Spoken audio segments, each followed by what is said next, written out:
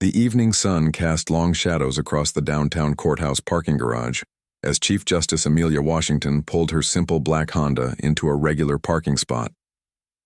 After 12 hours of hearing complex federal cases, she was exhausted, but grateful for these quiet moments when she could just be herself.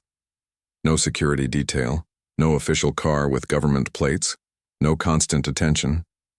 Just a woman heading home after a long day at work. She had made this choice deliberately. While other justices relied on their security teams and official vehicles, Chief Justice Washington often drove herself to and from work. It was her way of staying connected to the real world, to remember what life was like for regular people. Tonight, she wore a simple black coat over jeans and sneakers, looking like any other professional leaving the office. As she stepped out of her car and reached for her purse, she didn't notice the police cruiser that had been circling the garage. For the past 20 minutes, Officer Derek Morrison was having a bad week. 3 days earlier, his supervisor had called him into the office for another complaint about his attitude toward civilians. The captain had made it clear that one more incident would mean serious consequences for his career. Morrison was angry about the meeting, angry about the complaints, and looking for any reason to prove that he was just doing his job the right way. When he spotted a black woman walking alone through the parking garage, his instincts kicked in. In his mind, she didn't belong here. This was a government building, and in his experience, people who looked like her were usually up to no good. Chief Justice Washington was thinking about the case she had heard that morning when she heard heavy footsteps behind her. She turned to see a police officer approaching quickly, his hand resting on his belt in a way that immediately put her on alert. She had seen this posture before, during her years as a civil rights lawyer, and she knew it meant trouble. "Hey you," Morrison called out, his voice already aggressive. "What are you doing here?" Chief Justice Washington stopped walking and turned to face him completely. Her voice was calm and measured, the same tone she used in courtrooms.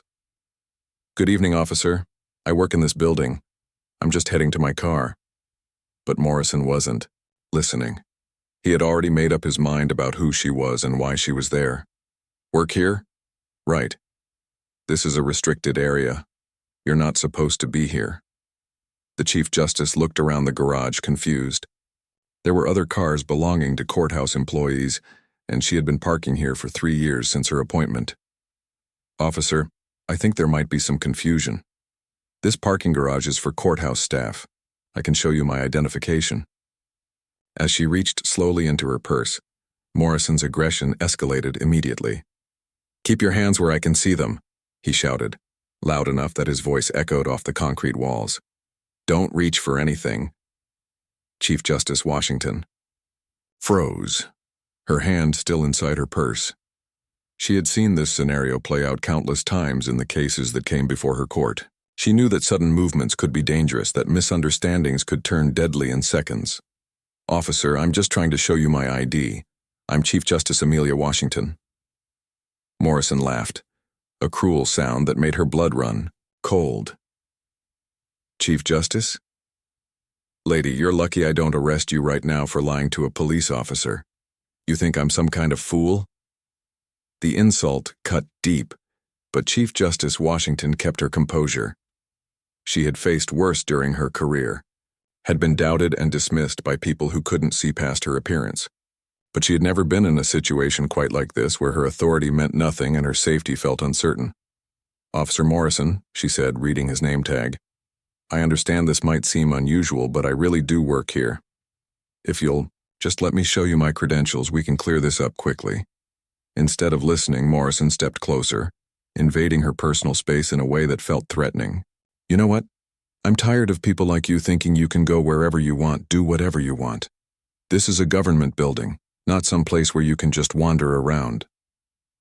The racial undertone in his words was unmistakable, and Chief Justice Washington felt a familiar mix of anger and sadness. After all these years, after reaching the highest court in the land, she was still being judged by the color of her skin rather than the content of her character. "Officer, please," she said, keeping her voice steady despite the fear growing in her chest. "I'm just trying to get to my car. If you'll let me show you my identification, you'll see that I'm telling the truth."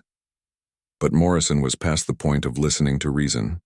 The stress of his week, His anger about the complaints against him and his deep-seated prejudices had combined into something dangerous. "I've heard enough lies," he said, grabbing her wrist roughly. "You're coming with me." The moment his hand touched her, Chief Justice Washington knew the situation had crossed a line. "Officer, you're making a mistake," she said firmly.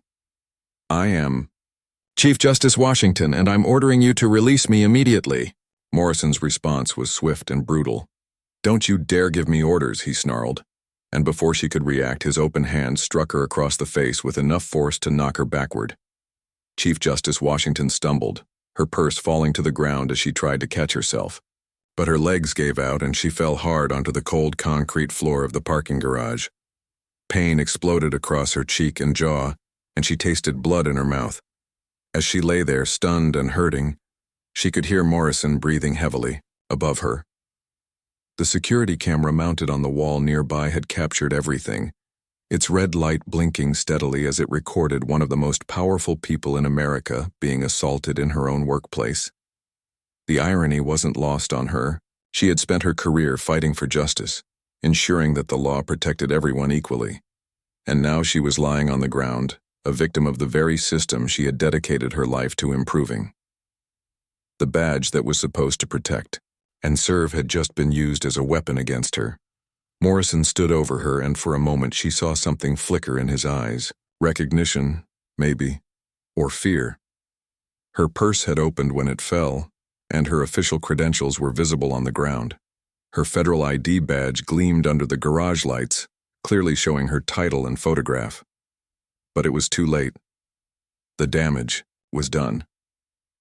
Chief Justice Amelia Washington, one of the most respected legal minds in the country, lay bleeding on the concrete floor, the victim of the prejudice and violence she had spent her entire career fighting against. The moment would change everything, not just for her, but for the entire system of justice she represented. Officer Morrison stared down at the identification card scattered on the concrete floor, his hands shaking as the reality of what he had done began to sink in. The federal badge gleamed under the parking garage lights, and the words, "Chief Justice," seemed to burn into his vision. His mouth went dry as he read the name again and again, hoping somehow he had misread it. No, he whispered to himself, backing away from Chief Justice Washington as she slowly pushed herself up from the ground, blood trickling from her split lip. The woman he had just struck wasn't some random person wandering around the courthouse. She was literally the most powerful judge in the entire country. Chief Justice Washington touched her face gingerly, wincing at the pain.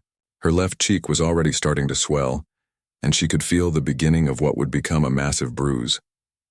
Despite her pain, she looked up at Morrison with a mixture of disappointment and something that might have been pity.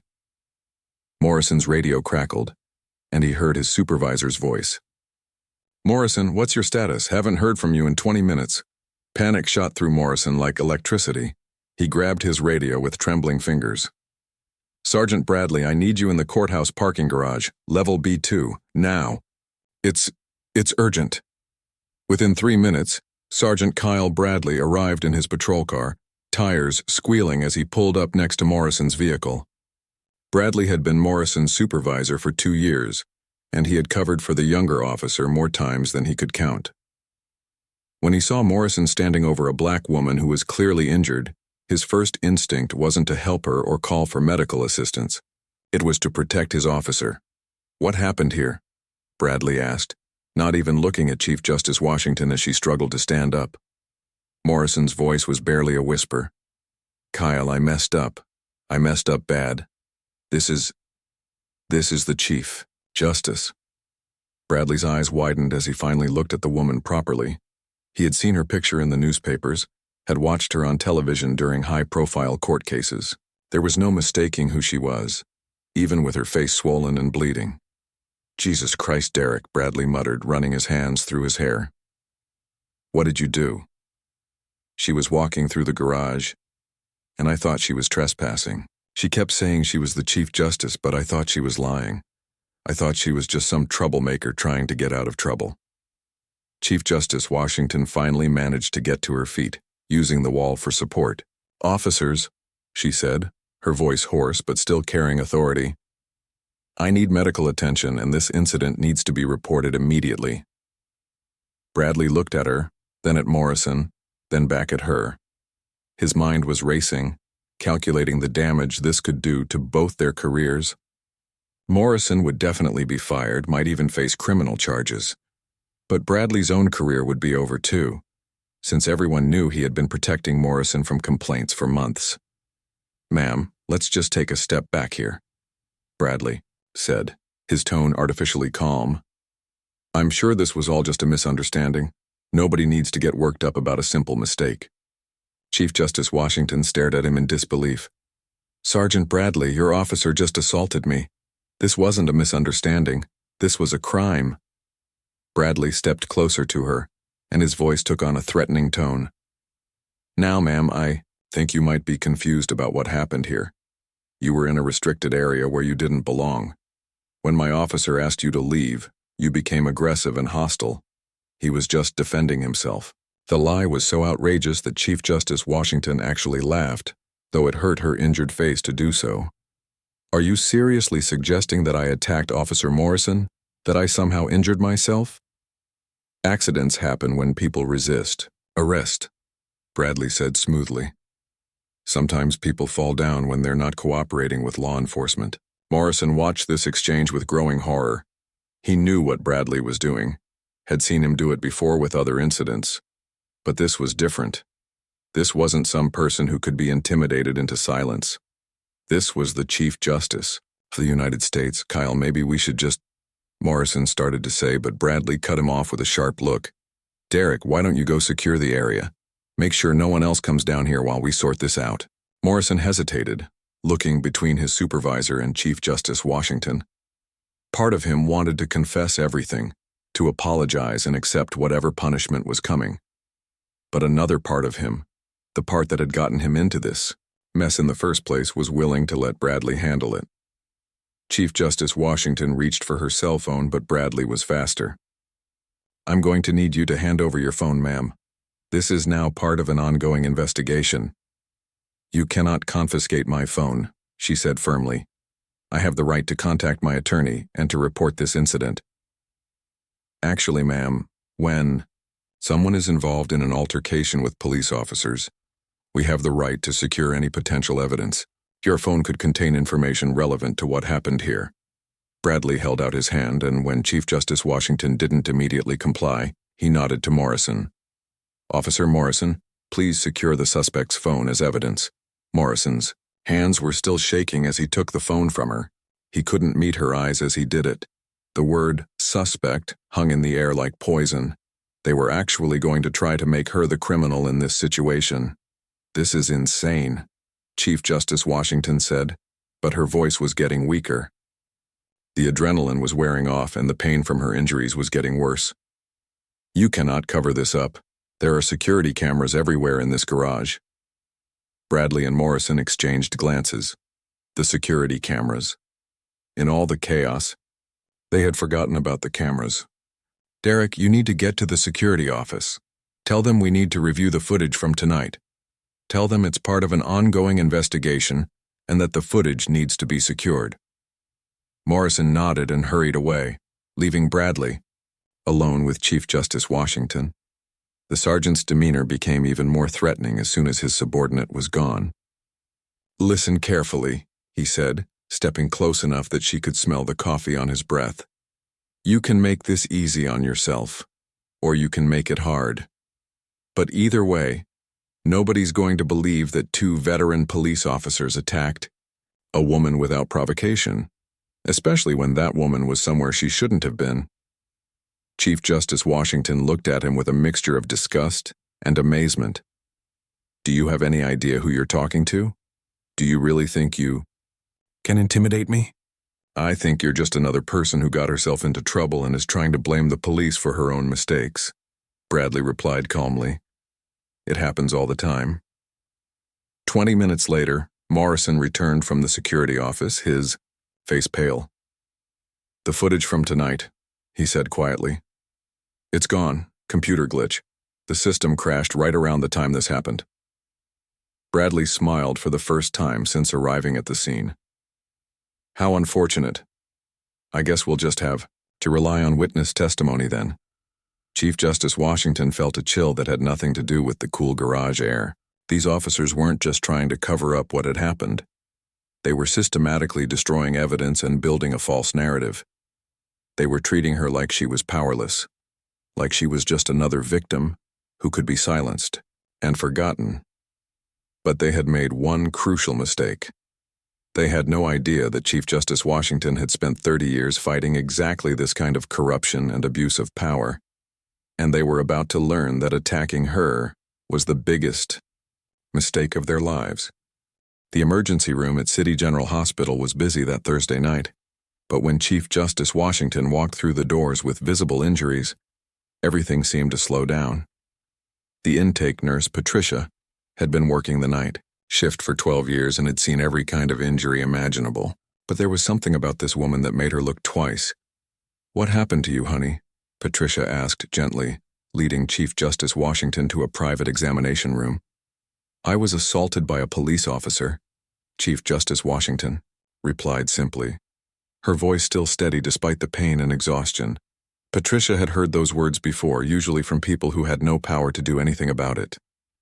She expected this woman to be like the others, scared, angry, but ultimately helpless against the system. What she didn't expect was the calm dignity in her patient's voice, or the way she seemed to carry herself like someone who was used to being in charge. Dr. Rodriguez came in to examine her injuries. As he cleaned the cut on her lip and checked her for signs of concussion, he couldn't shake the feeling that he recognized her from somewhere. It wasn't until he was filling out the paperwork that it hit him. "Excuse me," he said carefully, "but are you Judge Washington, the Chief Justice?" Chief Justice Washington nodded slightly, wincing as the movement aggravated her injuries. "Yes, I am." Dr. Rodriguez felt his hands start to shake. He had just examined injuries on the most powerful judge in America, injuries caused by police officers. This wasn't just a medical case anymore.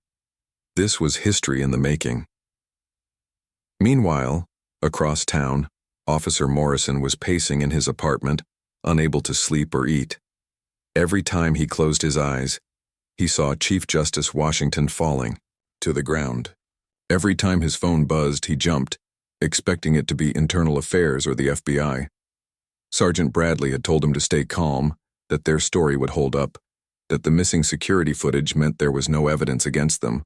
But Morrison couldn't shake the feeling that they were living on borrowed time. At 6 a.m. the next morning, Morrison's worst fears came true. His phone rang, and it was his neighbor, Mrs. Patterson, an elderly woman who always watched the morning news while drinking her coffee. "Derek, honey," she said, her voice excited and confused.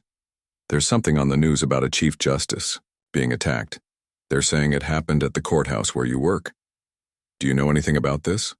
Morrison's blood turned to ice. He hung up and rushed to his television, turning on the local news. The anchor was speaking in serious tones about a developing story, and then Chief Justice Washington's official portrait filled the screen. Sources confirmed that Chief Justice Amelia Washington was assaulted yesterday evening in the courthouse parking garage, the anchor said. The Chief Justice was treated at City General Hospital for facial injuries and released early this morning. The FBI has launched an immediate investigation into the incident. Morrison's legs gave out and he collapsed onto his couch. It was over. Somehow, despite all of Bradley's planning, despite the missing security footage, the story had gotten out. What Morrison didn't know was that the truth had emerged through a series of small coincidences that Bradley never could have predicted. Tommy Rodriguez worked the night cleaning crew at the courthouse. He had been emptying trash cans for 8 years, and he knew the face of every regular employee. When he saw Dr. Rodriguez on the news talking about treating an assault victim, Tommy immediately knew who the doctor was talking about. Tommy had seen Chief Justice Washington almost every day for 3 years. She always said hello to him, always, treated him with respect, even remembered his daughter's name. When he saw the news report, he knew exactly what had happened and who was responsible. Tommy called his cousin Felipe, who worked as an EMT and had been on duty the night before. Felipe confirmed that he had transported a woman matching Chief Justice Washington's description from the courthouse to the hospital. "I knew something was fishy about that call," Felipe told Tommy. "The police officers on scene were acting weird, like they didn't want us to ask too many questions. And the woman, she had this dignity about her like she was somebody important." By 8 a.m., Felipe had contacted a reporter friend at Channel 7 News. By 9 a.m., reporters were camped outside the courthouse and the police station. By 10 a.m., the story was trending on social media with the hashtag Chief Justice Assault. Bradley was in his office when the police chief called him in for an emergency meeting. Chief Thompson was a career politician who cared more about his reputation than justice, but even he knew this situation was too big to ignore. "Kyle, what the hell happened last night?" Thompson demanded, his face red with anger and panic. Bradley tried to stick to his story. Chief Morrison responded to a report of suspicious activity in the courthouse garage. The subject became belligerent and aggressive, and Morrison had to use minimal force to subdue her. It was a case of mistaken identity, nothing more. "Mistaken identity?" Thompson shouted. "Kyle, she's the damn Chief Justice. Her face is on the news right now and she looks like she went 10 rounds with a boxer." "Sir, people are blowing this out of proportion. It was an unfortunate misunderstanding, but Morrison followed proper procedure." Thompson stared at him in disbelief. "Proper procedure? Kyle, the FBI is involved now.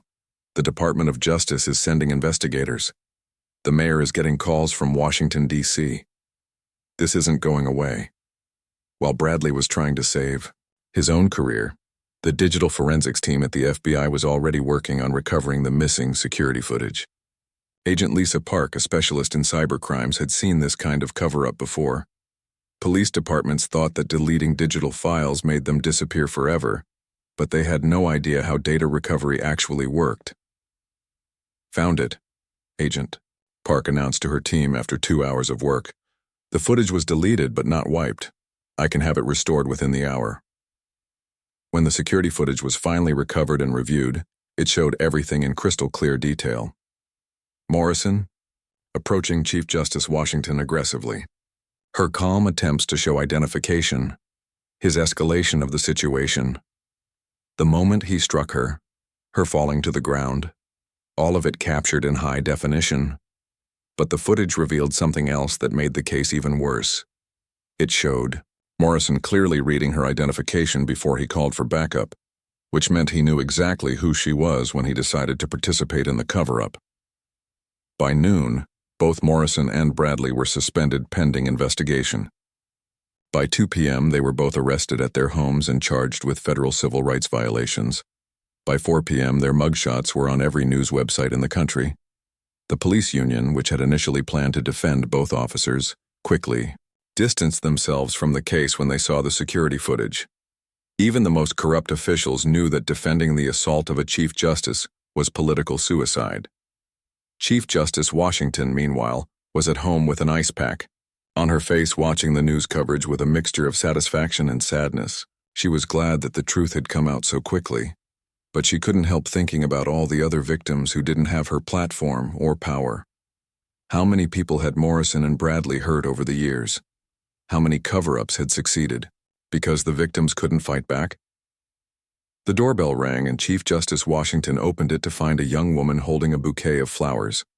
"Your Honor," the woman said, tears in her eyes, "my name is Angela Martinez. Officer Morrison arrested my brother 2 years ago and claimed he resisted arrest. Nobody believed us when we said Miguel never fought back, that Morrison beat him. For no reason. But now, seeing what happened to you, maybe people will finally listen to us." Chief Justice Washington invited Angela inside, and they talked for 2 hours about Miguel's case and dozens of others like it. By the end of their conversation, Chief Justice Washington knew that this incident wasn't just about her anymore. It was about every person who had ever been victimized by officers like Morrison and Bradley, every family who had been silenced by the system, every community that had been told their pain didn't matter. The truth had emerged, but Chief Justice Washington realized that this was just the beginning of a much larger reckoning. 3 weeks after the assault, Chief Justice Washington stood in her chambers, looking out at the crowd of reporters gathered on the courthouse steps. The bruises on her face had faded, but the impact of that night continued to grow stronger each day. Her phone hadn't stopped ringing since the story broke, with calls from civil rights leaders, politicians, and ordinary citizens who wanted to share their own stories of police misconduct.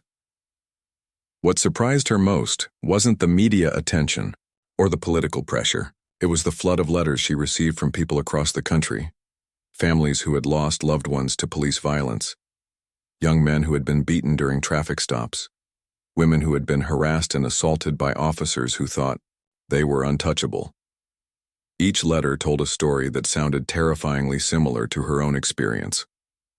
Chief Justice Washington had made a decision that shocked everyone, including her own staff.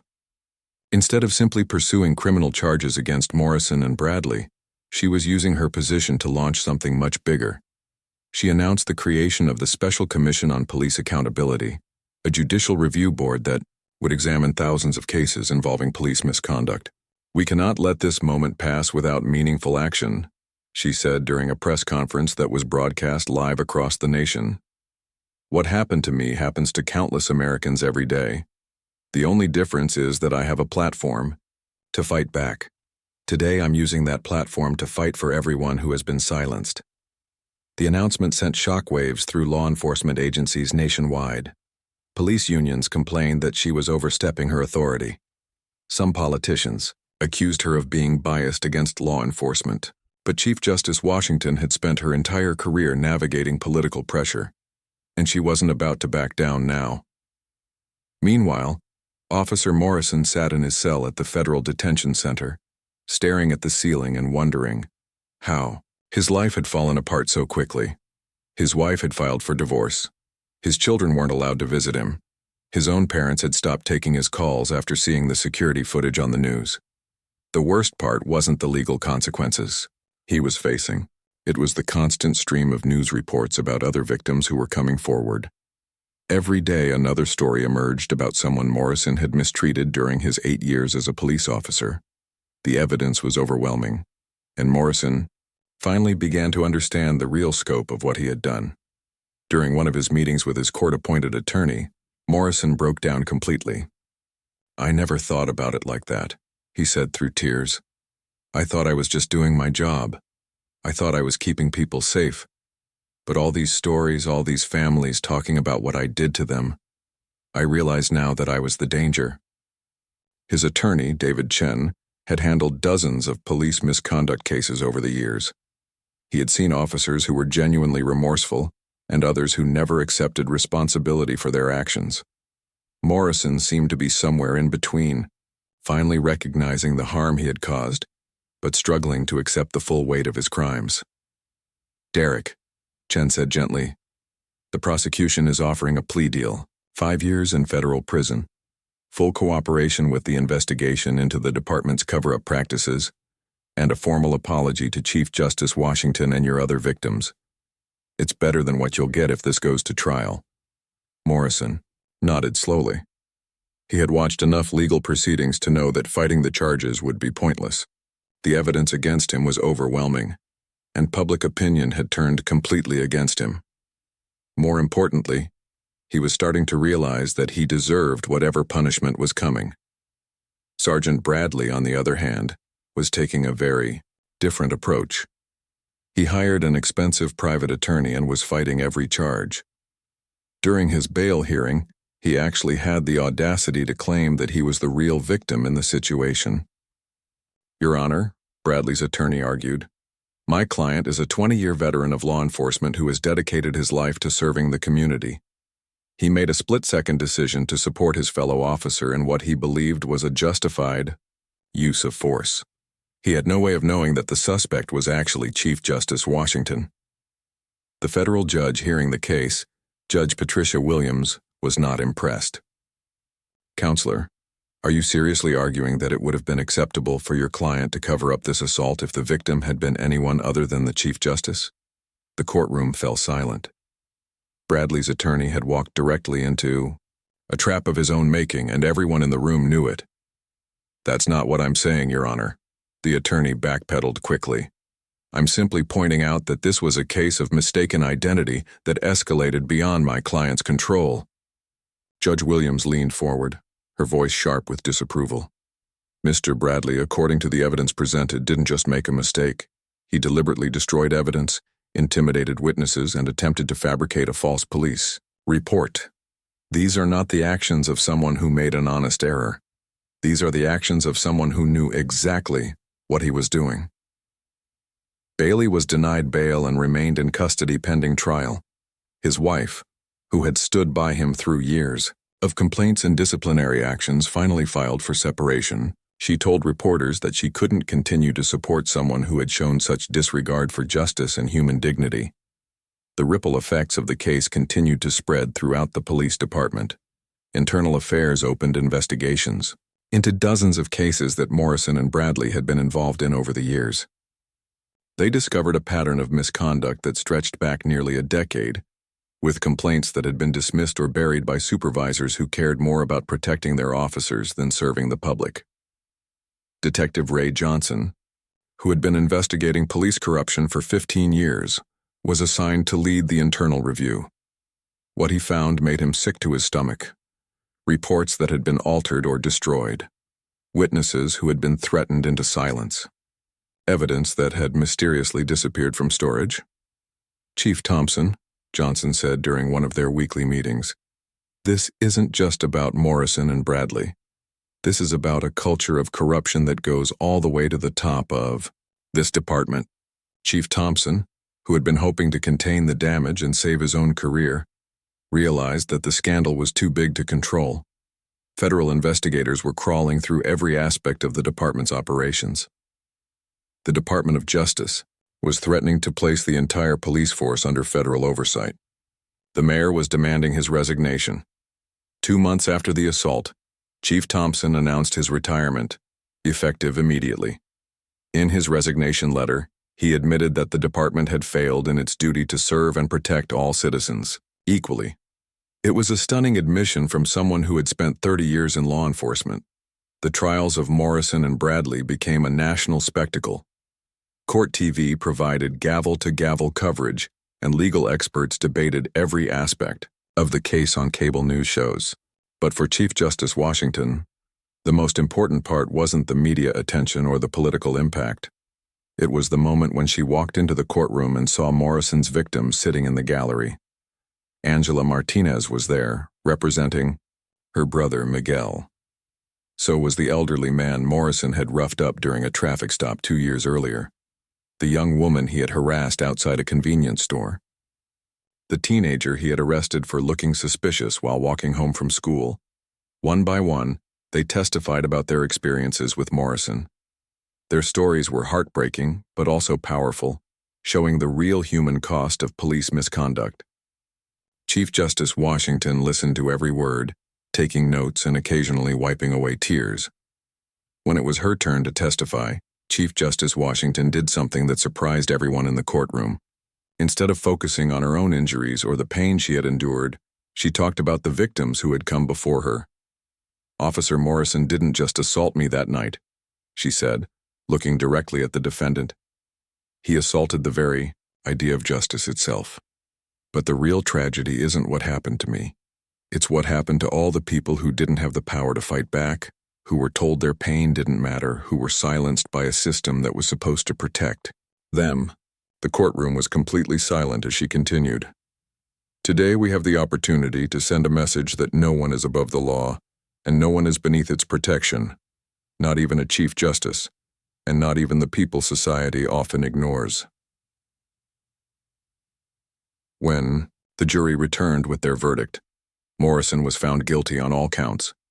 Bradley received an even harsher sentence for his role in the cover-up conspiracy.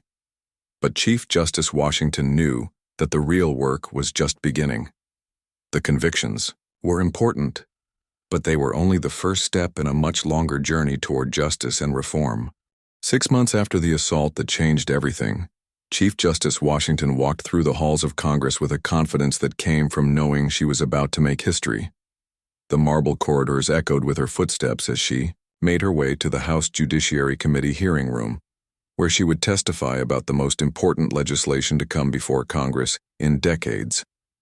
The Washington Police Reform Act had been introduced just 3 weeks after Morrison's conviction, but it had taken months of negotiations, compromises, and political maneuvering to get it to this point. Now, with cameras rolling and the nation watching, Chief Justice Washington was about to make the case for why this law was desperately needed. As she entered the hearing room, she saw familiar faces in the gallery. Angela Martinez was there, still fighting for justice for her brother Miguel. So was Mrs. Patterson, the elderly woman whose son had been killed during a police traffic stop 5 years earlier. Tommy Rodriguez, the courthouse janitor whose phone call had helped expose the truth, sat in the front row wearing his best suit. But the face that surprised her most was Officer Derek Morrison himself. He had been released from federal prison just 2 weeks earlier, after serving 4 years of his 5-year sentence. His early release was part of a cooperation agreement where he testified against other corrupt officers and helped investigators understand how the cover-up culture worked. Morrison looked different now, thinner, older, with gray streaks in his hair that hadn't been there before.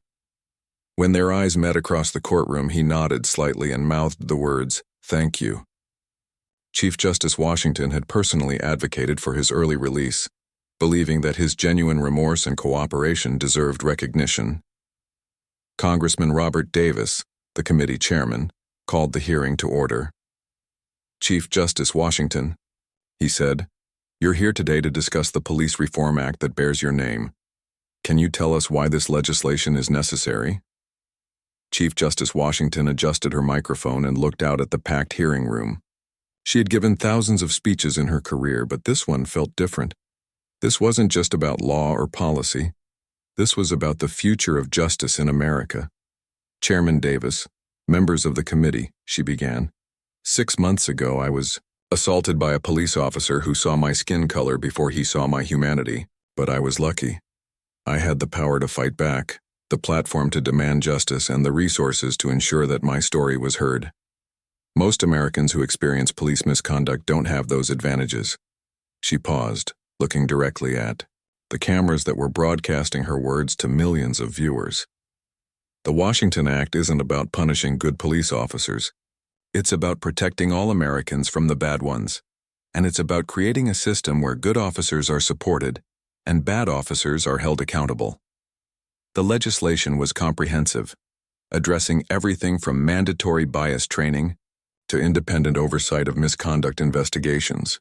It required body cameras for all police interactions, created a national database of officer misconduct records, and established federal standards for the use of force. But the most controversial provision was the one that Chief Justice Washington cared about most: a requirement that police departments report all misconduct complaints to a federal oversight board, with criminal penalties for supervisors who covered up abuse. "This provision exists," Chief Justice Washington explained, "because my case showed how easily evidence can be destroyed and victims can be silenced when police departments investigate themselves. We need independent oversight to ensure that justice is blind, not just to who commits crimes, but to who investigates them." Republican Congressman James Mitchell, who had been one of the bill's strongest opponents, challenged her directly. "Chief Justice, don't you think this legislation goes too far? Are we really going to criminalize the decisions of police supervisors who are just trying to protect their officers?" Chief Justice Washington's response was measured but firm. "Congressman Mitchell, protecting officers who follow the law is appropriate. Protecting officers who break the law is conspiracy. When Sergeant Bradley tried to cover up my assault, he wasn't protecting Officer Morrison. He was making himself an accomplice to a federal crime." The hearing room erupted in applause, and Chairman Davis had to bang his gavel to restore order. Chief Justice Washington continued, her voice growing stronger with each word. "Every police officer in America takes an oath to serve and protect. The Washington Act simply ensures that they keep that promise, and that when they break it, there are consequences. That's not anti-police, that's pro-justice." The testimony went on for 4 hours, with questions from both supporters and opponents of the legislation. Chief Justice Washington answered each one with the same calm authority she brought to the Supreme Court. never losing her composure even when some congressmen became hostile. The most powerful moment came when Congressman Mitchell asked her directly, "Chief Justice, do you really believe that one incident should change how we police the entire country?" Chief Justice Washington's voice became quiet, but it carried to every corner of the room. "Congressman, it wasn't one incident. It was my incident. And for the first time in my life, I understood what millions of Americans experience every day. The fear of being judged by your appearance instead of your character. The helplessness of being victimized by people who are supposed to protect you. The despair of knowing that nobody will believe your story." She stood up from her chair, something that wasn't typically done during congressional testimony. "I had the privilege of growing up believing that the system worked, that justice was real, that the law protected everyone equally. Officer Morrison took that privilege away from me that night in the parking garage. But in doing so, he gave me something more valuable, the understanding that our system is broken for millions of Americans, and the responsibility to fix it." The hearing room was completely silent. Even Congressman Mitchell, who had been prepared to attack the legislation, seemed moved by her words. 3 weeks later, the Washington Police Reform Act passed both houses of Congress with bipartisan support. The final vote was 287 to 148 in the House and 67-33 in the Senate. President Harris signed it into law in a ceremony at the White House, with Chief Justice Washington standing beside her. "Today," President Harris said as she signed the bill, "we take a giant step toward the America we've always promised to be, an America where justice is truly blind, where the law protects everyone equally, and where those who abuse their power face consequences." But for Chief Justice Washington, the real victory wasn't in the Rose Garden ceremony or the media coverage. It was in the letters she continued to receive from ordinary Americans whose lives had been changed by the new law. Angela Martinez wrote to tell her that the Federal Oversight Board had reopened her brother Miguel's case and found evidence of misconduct that had been buried for years. The officers involved were finally facing charges. Mrs. Patterson wrote to say that the body camera requirements had already prevented 3 incidents of police misconduct in her neighborhood because officers knew they were being recorded. Tommy Rodriguez was promoted to a supervisory position at the courthouse, and he used his new authority to ensure that all employees, regardless of their job title, were treated with dignity and respect. Even Officer Morrison wrote to her from the halfway house where he was completing his sentence. His letter was simple but heartfelt. "Chief Justice Washington, I know I can never undo the harm I caused, but I want you to know that I spend every day trying to become the person I should have been all along. Thank you for showing me that accountability. And forgiveness can coexist." A year after the assault, Chief Justice Washington returned to her normal routine of driving herself to work. But now, when she parked in the courthouse garage, she thought about how far they had all come. The security cameras that had captured her assault were now part of a nationwide network that protected both citizens and police officers by ensuring that the truth couldn't be hidden. Morrison had completed his sentence and was working as a counselor for at-risk youth, using his own story as an example of how people could change. Bradley had refused to accept responsibility for his actions and was serving his full sentence, but even he had become an example of why the reforms were necessary. Chief Justice Washington's legacy was no longer just her judicial opinions or her legal expertise. She had transformed a moment of personal injustice into lasting change for millions of Americans. She had proven that when good people refuse to stay silent, even the most powerful systems can be reformed. And every morning when she walked through the courthouse doors, she carried with her the knowledge that justice, while never perfect, was a little more real than it had been the day before.